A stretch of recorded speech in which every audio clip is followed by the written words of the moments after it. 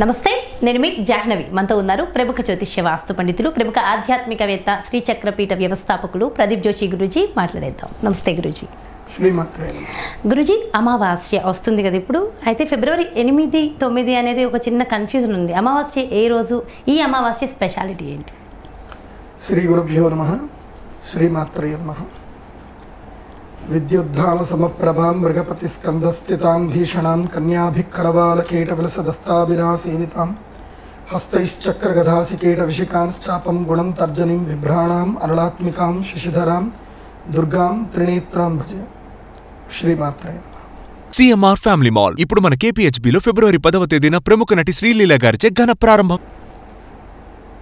పౌర్ణమి, అమావాస్య ఇవి చాలా విశేషమైనటువంటివి ప్రతి ఒక్క మనిషి యొక్క జీవితంలో. ఈ ప్రకృతి మారేది కూడా పౌర్ణమికి, అమావాస్యకి ప్రకృతిలో మార్పులు అనేటివి జరుగుతాయి. ఇప్పుడు ఋతువులు మారుతాయి.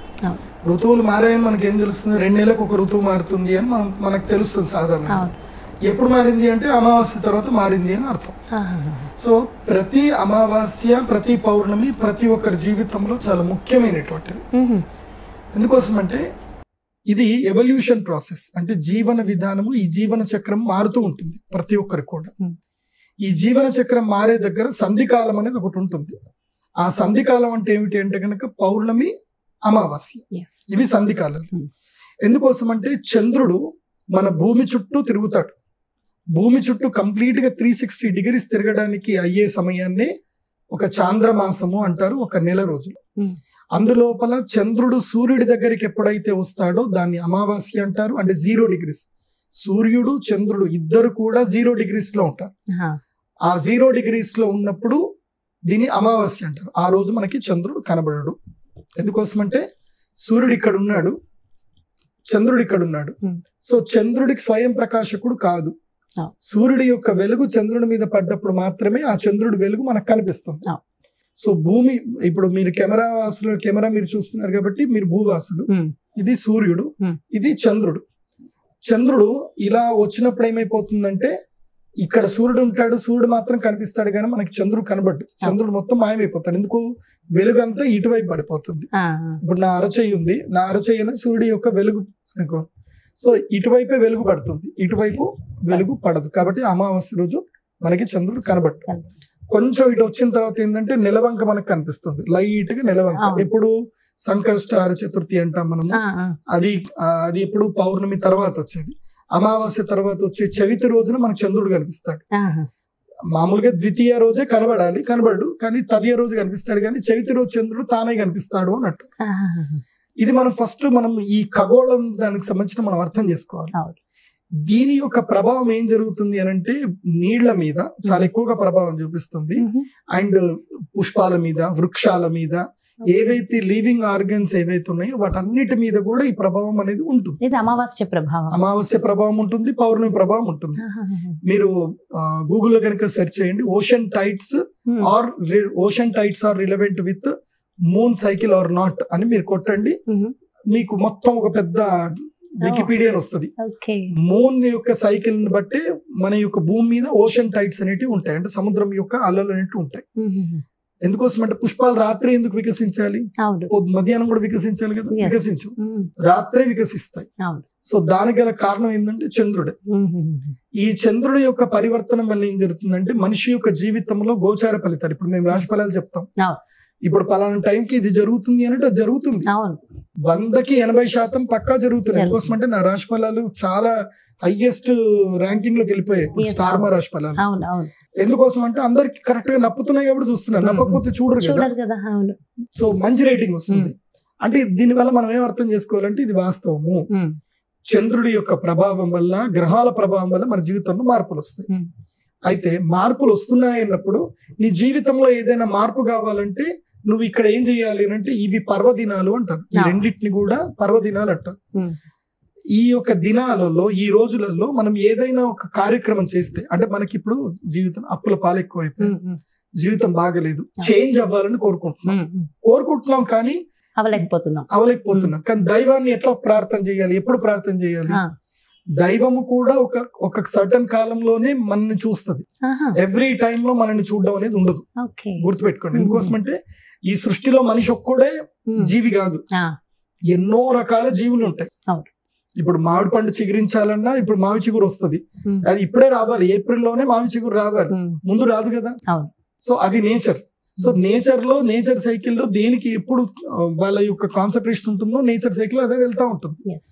అట్లాగే ఈ నేచర్ సైకిల్లో మనిషికి తన కోరికలు నెరవేరాలి అన్నా, తన బాధలు దూరం అవ్వాలి అన్నా కొన్ని పర్ఫెక్ట్ ముహూర్తాలు ఉంటాయి, కొన్ని కాంబినేషన్స్ ఉంటాయి, ప్లానటరీ కాంబినేషన్. ఆ కాంబినేషన్స్ లైక్ అక్షయ తృతీయ, ధనత్రయోదశి, మహాశివరాత్రి, ఆ తర్వాత వసంత పంచమి, ఇవి ప్రాస్పరియస్ డే అన్నమాట. ఇవి అద్భుతమైన రోజులు. ఇవి లైక్ దీపావళి కూడా, దసరా కూడా, ఇవి అద్భుతమైన రోజులు. ఇవి స్టిక్, ఇవి అందరికీ తెలిసినవి. కానీ అందరికీ తెలియనివి కూడా కొన్ని ఉంటాయి. అవి ఏమిటి? పౌర్ణమి, అమావాస్య. అమావాస్య రోజున మనకి ఏదైనా సరే అరిష్టం మొత్తం పోవాలి అంటే అమావాస్య రోజు పూజ చేయాలి. అవునా? అమావాస్య అనగానే మనకి పితృతర్పణాలు, పితృదేవతలకు పూజలు ఇవే గుర్తొస్తూ ఉంటాయి. ఎందుకోసం అంటే పితృదేవతలు మనకి ఆశీర్వాదం ఇచ్చేటువంటి కేటగిరీస్ ఉంటాయి. మనకి కనెక్ట్, మన హ్యూమన్ బాడీకి, ఇది ఈ కాస్మిక్ బాడీకి కనెక్ట్ అయ్యేటువంటివి స్టెప్ బై స్టెప్ ఉంటాయి. లోయర్ కేటగిరీ ఉంటాయి, హయ్యర్ కేటగిరీ ఉంటాయి. అవి ఏంటో ఫస్ట్ అర్థం చేసుకోండి. లోయర్ కేటగిరీ ఏంటంటే గనక పిశాచాలు, రాక్షసులు, యక్షిణి, గంధర్వ, ఇవన్నీ కూడా లోయర్ కేటగిరీస్. అంటే ఇవన్నీ కూడా మనము దీని ఏమంటారు, కొన్ని రకాల పూజలు ఉంటాయి, తాంత్రిక పూజలు. ఇప్పుడు దయ్యాల వల్ల మేలు జరుగుతుంది, నష్టము జరుగుతుంది. చనిపోయిన సోల్స్ ని అట్రాక్ట్ చేసి కొంతమంది మీద వాళ్ళు దాడి కూడా చేపిస్తారు. ఇలాంటివి కూడా కొన్ని జరుగుతుంది. ఇవన్నీ లోయర్ కేటగిరీ, ఇవన్నీ లోయర్ కేటగిరీ వస్తాయి. అంటే దాని వల్ల సాధకుడికి నష్టం జరుగుతుంది, నష్టం జరగవచ్చు, లాభము జరగవచ్చు, ఏదైనా జరగవచ్చు. There are conflicts.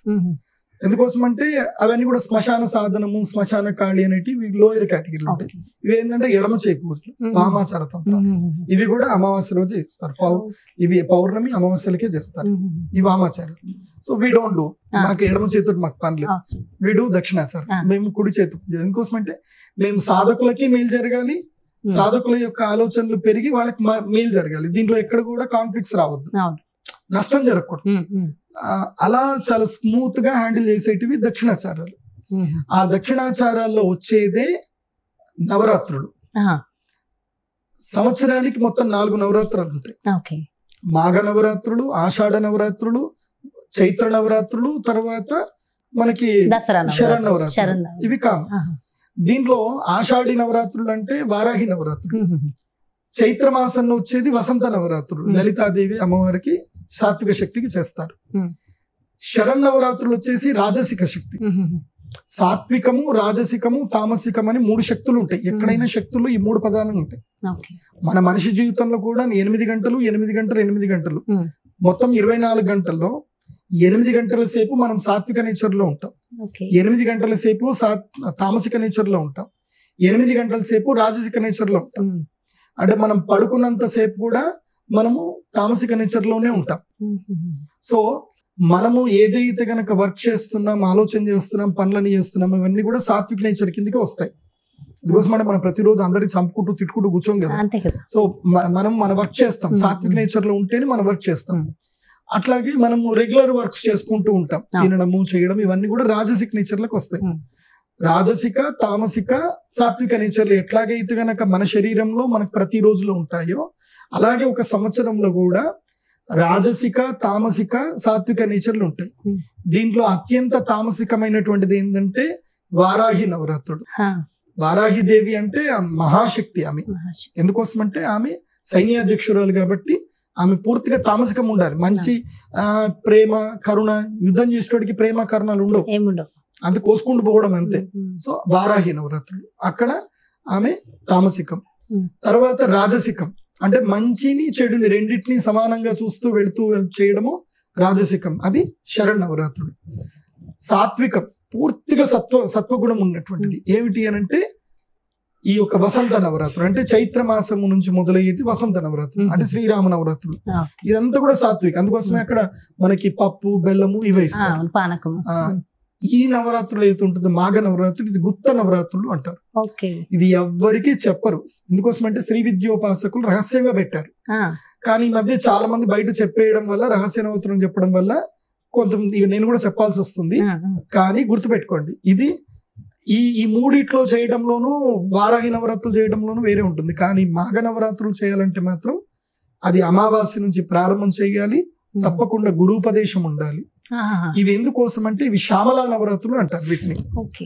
శ్యామలాదేవి అంటే చాలా మంది చిలకపచ్చ అంటారు. చిలకపచ్చ కాదు, చిలకపచ్చ నీలి రంగు కలిపి ఉన్నటువంటి వర్ణం. అది పూర్తిగా నీలి వర్ణము కూడా కాదు, పూర్తిగా చిలకపచ్చ కూడా కాదు, కొంచెం మిక్స్డ్ గా ఉంటుంది అనమాట. అందుకే శ్యామలాదేవి అంటారు. సో ఆ శ్యామలాదేవి నవరాత్రులు ప్రారంభమవుతాయి ఎప్పటి నుంచి? ఇప్పుడు ఈ ఫిబ్రవరి 2024 ఫిబ్రవరి 9వ తారీఖు నుంచి స్టార్ట్. 9 నుంచి అంటే అమావాస్య 9వ తారీఖు. అమావాస్య 9వ తారీఖు అంటే ఉదయం చతుర్దశి గడియలు ఉన్నాయి, కానీ రాత్రి గడియలు అమావాస్య. సో ఈ రాజశ్యామల దేవి ఎవరైతే ఉపాసన చేయాలనుకుంటారో వాళ్ళు ఈ అమావాస్య నుంచి పూజలు ప్రారంభం చేసుకోవాలి. ఆ రోజు నుంచి ఈ 10 రోజులు నవరాత్రులు అంటారు, కానీ ప్రారంభం చేయడం ఇక్కడ నుంచి. అయితే దానికి సంబంధించి డీటెయిల్డ్ గా ఇన్ఫర్మేషన్ క్లియర్ గా ఇంకొక వీడియోలో, అంటే గుప్త నవరాత్రులు అన్నారు కదా, అసలు ఖచ్చితంగా తెలుసుకోవాల్సిన అంశమే. రహస్యాలు ఇంకొంచెం ఎక్కువ తొందరగా తెలుసుకోవాలి. సో డెఫినెట్ గా డీటెయిల్ ఇన్ఫర్మేషన్ ఇవ్వండి గురువు. నేను కూడా ఒక వీవర్ లాగానే చూస్తాను. ఇంత చెప్పాక మధ్యలో గురూజీ ఇప్పుడు అయిపోయింది కదా నెక్స్ట్ వీడియో కోసం డెఫినెట్ గా వెయిట్ చేస్తారు. చాలా చాలా మంచి ఇన్ఫర్మేషన్ ఇచ్చారు. అయితే గురువు గారు నిరంతరం కూడా ఎన్నో పూజలు చేస్తూ ఉంటారు. మరి ఈ అమావాస్య చాలా స్పెషల్ అంటున్నారు. మరి అమావాస్య రోజు మీరు చేసే ప్రత్యేకమైన పూజలు ఏమైనా ఉన్నాయా? అమావాస్య రోజు రాత్రి పూజలు చేస్తాను. అంటే అవి తాంత్రికమా మామూలు పూజలేనా? తాంత్రికమే. తాంత్రిక పూజ. తాంత్రికము అంటే నెగిటివ్ పాజిటివ్? వామాచారం కాదు, దక్షిణాచారం. దక్షిణాచారంలోనే తంత్ర పూజలు ఉంటాయి. ఇప్పుడు నేను మీకు ఒక పుస్తకం చూపిస్తాను. ఇది రావణ సంహిత. అమ్మవారిని మహా ఉపాసన చేసిన, శివోపాసన చేసినటువంటి శివభక్తుడు రావణాసురుడు. ఈ రావణ సంహితలోనే ఉంటుంది మాఘ అమావాస్య రోజు ఏ పూజలు చేయాలని. అంటే పుష్య అమావాస్య అంటే దాన్ని మాఘ అమావాస్య కూడా అంటారు. పుష్యమాసంలో వచ్చేటువంటి చిట్ట చివరి రోజున అమావాస్య రోజు ఏ పూజలు చేయాలి అంటే నికుంభిల తంత్రం అని ఉంటుంది. నికుంభిల తర్వాత రాజశ్యామల ఉంటుంది, నికుంభిల ఉంటుంది, అదే విధంగా వికర్షణ భైరవి తంత్రం ఉంటుంది. అంటే నెగిటివ్స్ అన్ని దూరం పోవాలంటే ఏం చేయాలనేది ఉంటుంది. సో మీకు ఆ డీటెయిల్ నేను చెప్తాను, మీరు నెక్స్ట్ వీడియో ఏదో చూడండి ఖచ్చితంగా. సో ఖచ్చితంగా మీరు మొదలు పెడుతున్నారు పూజలు. And thank you so much గురించి. మంచి భాగ్యనగరంలోనే చేస్తున్నాం, హైదరాబాద్ లోనే భాగ్యనగరంలో. థ్యాంక్ యూ సో మచ్ గురుజీ. నమస్తే. సో చూసారు కదండి, ఇది అమావాస్య ఎప్పుడు వచ్చింది, ముఖ్యంగా ఈ అమావాస్య స్పెషాలిటీ ఏంటి, అండ్ దీంతో పాటు మంచి నాలెడ్జ్ కూడా మనందరికీ అవేర్నెస్ కలిగించేలాగా డీటెయిల్ ఇన్ఫర్మేషన్ ఇస్తూనే అమావాస్య రోజు చేసేటటువంటి ప్రత్యేకమైన పూజల గురించి కూడా ఇన్ఫర్మేషన్ ఇచ్చారు కదా గురూజీ. అదేవిధంగా నెక్స్ట్ వీడియోలో ఖచ్చితంగా గుప్త నవరాత్రుల గురించి డీటెయిల్ ఇన్ఫర్మేషన్ తెలుసుకుందాం. ఈ వీడియోలో కూడా నేను లింక్ ఖచ్చితంగా చేస్తాను. మరి అదేవిధంగా చాలామంది అడుగుతున్నారు, గురువుగారు అపాయింట్మెంట్ కావాలి, పర్సనల్గా కలవాలి, లేదంటే ఆన్లైన్ ద్వారా ఒక్కసారి మాట్లాడాలి, మా జాతకాన్ని తెలుసుకోవాలని. సో మీ అందరి కోసం మరి గురువుగారు అపాయింట్మెంట్ కావాలంటే ఖచ్చితంగా క్రింద డిస్ప్లే అవుతున్నటువంటి నెంబర్స్కి కాల్ చేసి డీటెయిల్స్ తెలుసుకోండి. నమస్తే.